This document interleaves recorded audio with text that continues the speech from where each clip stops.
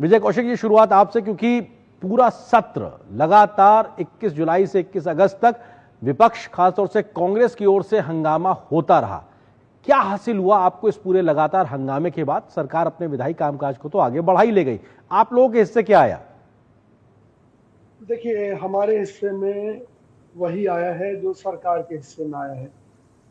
आप समझने की कोशिश करें, जिस कानून को ऑनलाइन गेमिंग को रोकने के लिए, सट्टेबाजी को रोकने के लिए सरकार अब लेकर आई है, उसकी लड़ाई हम पिछले कई साल से लड़ रहे हैं। दरअसल सरकार ने इस गेमिंग ऐप, विभिन्न गेमिंग ऐप्स के जरिए अपना 28% जीएसटी तो कलेक्शन किया, लेकिन ये नहीं देखा कि इससे देश के लाखों बच्चों का भविष्य अंधकार में चला गया। तो इसको लेकर हमने लड़ाई लड़ी और हमें खुशी है। इसके लिए हम सरकार को बधाई भी देते हैं कि उसने इसको लेकर एक अच्छा कदम उठाया है, सख्त कदम उठाया है, जो कि बहुत पहले ही उठाया जाना चाहिए था। और कभी भी नहीं, लेकिन बहुत अच्छा कदम आप कह रहे हैं, आपकी तरफ से किसी ने चर्चा में तो कोई शामिल नहीं हुआ।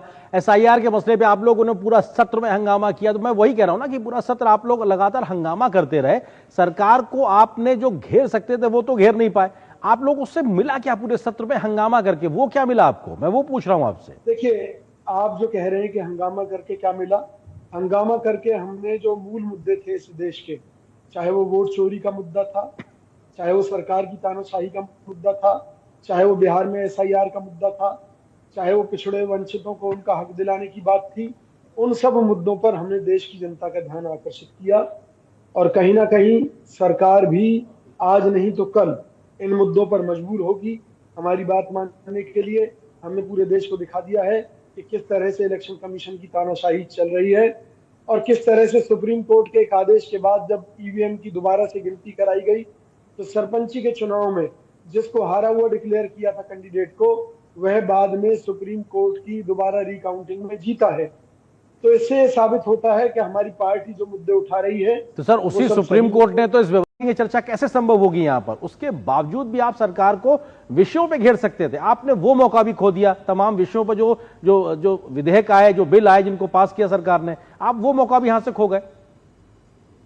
देखिए, ऐसा आप सोचते हैं, हमारी पार्टी के रणनीतिकारों ने संसद में कामकाज का, जो सरकारी कामकाज का विरोध है, और इसके अलावा चाहे उपराष्ट्रपति जी का इस्तीफा इस दौरान हुआ है, या जो हमने वॉकआउट किया, या संसद में अंदर प्रदर्शन किया, बाहर प्रदर्शन किया, ये सब हमारी रणनीति का एक हिस्सा था। और जहां तक चुनाव आयोग को लेकर बात है, तो चुनाव आयोग को लेकर इनके मंत्रीगण बाहर बयान दे सकते हैं, जनसभाओं में उल्टा सीधा बोल सकते हैं, तो भैया संसद में इन्हें जवाब देने में क्या दिक्कत थी? हकीकत यह है कि आज इलेक्शन कमीशन हो, चाहे सीबीआई हो, चाहे ईडी हो, बहुत सारी संवैधानिक संस्थाओं को भारतीय जनता पार्टी की सरकार ने बंधक बना रखा है, अपने तरीके से काम करा रही है। कैसे बंधक बना रखा है सर? संवैधानिक संस्थाएं स्वतंत्र हैं, अपना अपना काम कर रही हैं, आप बंधक बना रखा कैसे कर रखा है? बंधक बनाना इस तरीके से कहा जाएगा कि जिस तरह से सीबीआई और ईडी में मुकदमे दर्ज हुए और उसमें जो उनका कोर्ट में साबित करने का जो मौका था, उसमें सरकार फेल रही।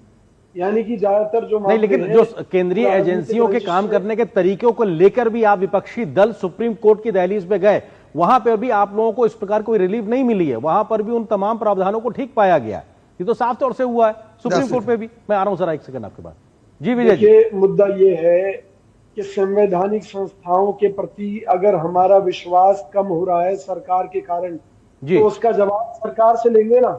और उसके लिए संसद है, संसद से सड़क तक हमने सरकार से जवाब मांगने की कोशिश की हर विषय पर, चाहे वो चुनाव आयोग की वोट चोरी का मुद्दा है, चाहे वो मतलब किसी भी तरह की समस्या है देश में, महंगाई है, बेरोजगारी है, अडानी है, अंबानी है। एहसान सिंह जी, सवाल यह है कि आप लोग जवाब नहीं दे रहे हैं। सवाल यह है कि आप लोग जवाब नहीं दे रहे, वो सब हर मुद्दे पे जवाब मांग रहे हैं, आप लोग जवाब नहीं दे रहे हैं, और जो संवैधानिक संस्था उनको बंधक बना रहा है।